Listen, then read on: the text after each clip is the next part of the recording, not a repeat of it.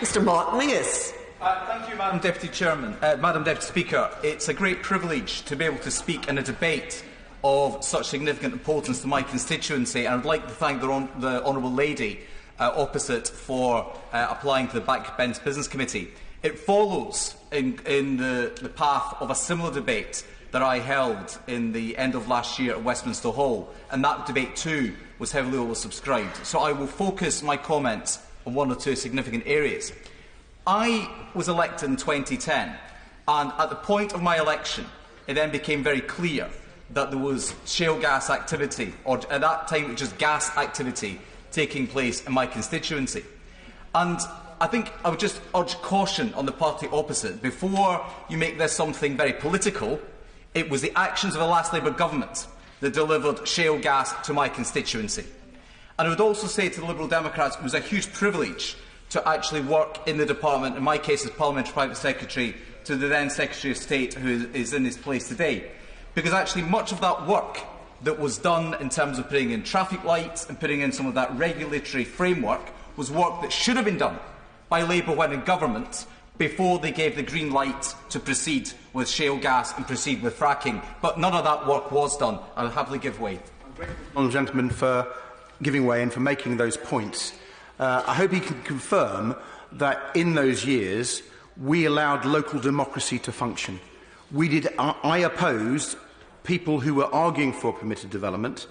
I opposed the idea that this should be some sort of national infrastructure project.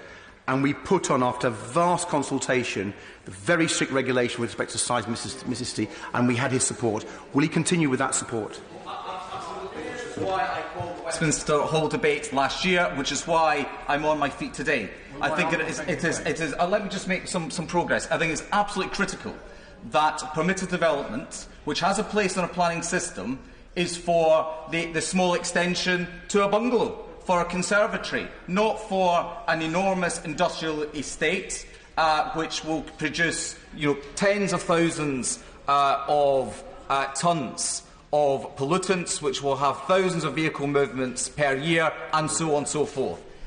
I'll take this opportunity, Madam Deputy Speaker, to thank the Minister and to thank the Department for listening to the case that myself and local people put with regard to the Roscoe Wood site. Because that was a site in my constituency which had been long-running, had gone through a number of stages of the planning process, including 2 planning inquiries. But we made the case that that site was unsuitable, primarily because it was up country lanes and where the traffic management plan, regardless of how you tried to cut it, simply did not work. And under permitted development, in what was being proposed, traffic management plans, I'm not sure where they fit in. So a fundamental reason why a site was turned down would not be part of the consideration under permitted development. And that, if you're looking for any reason, Minister, as to why this proposal doesn't stack up, just refer to Roscoe Wood and the decision tree that kicked in, because you turned it down on those grounds, and therefore, with permitted development, you simply cannot proceed. I'll happily give way. I'm most grateful to him for giving way.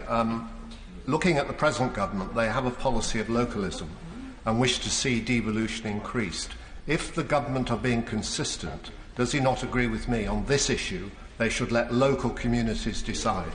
Yeah, I would absolutely agree, and I think the Minister has a difficult decision here, in that the planning system for shale gas simply cannot continue as it currently does, because Lancashire County Council and the various appeals, etc., I mean, for Preston New Road and I think for Roscoe Woods, we've been counting in the years the planning process and going on.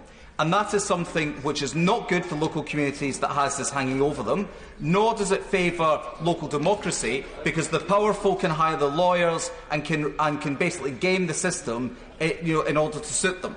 And so I think the planning system in its current format must change. It needs review, but permitted development is not the route to go down. And on the issue of local democracy, I would say again, a lot of nonsense is talked when it comes to Lancashire County Council, that Lancashire turned this down, but ministers forced this on them. I think the reality was that planning officers in Lancashire County Council, when it came to Preston New Road, recommended on planning law grounds that Preston New Road should go ahead. And I would also say to those people who were complaining about the Secretary of State giving Preston New Road permission to proceed, you cannot then celebrate the fact when the same process through a Secretary of State then refuses Roscoe Wood. The planning system sometimes gives you what you want, it sometimes gives you the opposite of what you want. So I'm afraid you cannot trim your argument to suit your case. I'll happily give way. Yeah. I think my honourable friend's making a really important point here, but just back to the potential changes in permitted developments. Would you not agree that if that went through, that could have a detrimental impact on undermining public trust in our planning system? No, absolutely for sure. And time is against me, so with the permission of the House, I will not give way again. But I think it is really important that the Secretary of State bears in mind the concerns raised by local communities, the concerns that have been put forward by members such as myself, that we work together in a constructive way to ensure that permitted development is, quite frankly, taken off the table, because it is not a sensible route to go down. But the planning system is reformed in a way that ensures consistent and transparent opportunities for input from local communities, that it does not drag on for years, creating a shadow over parts of our countryside, and that we give some planning guidelines as to what could look like a suitable site and what sites, quite frankly, people shouldn't even waste their breath considering. I want to see a situation where we do move towards renewables providing the overwhelming majority of our electricity output alongside contribution from nuclear. And until we get some movements on battery technology and other forms of the next stage of renewables, gas will play a part. So on the cold day in February, when wind doesn't blow and the sun doesn't shine, gas doesn't play a part. But shale gas can only play a part if we can say hand on heart that it is done safely, that it has got robust regulation, and that it is taking communities with them and not something that is being done to them. So I would call on government to continue with the work that has been done, to let's celebrate the huge amount of positive change that has taken place as a result of listening to concerns from members such as myself, but to make sure that when it comes to the end of it, that permitted development is not a tool that the shale gas industry can deploy as part of a planning process. Thank you.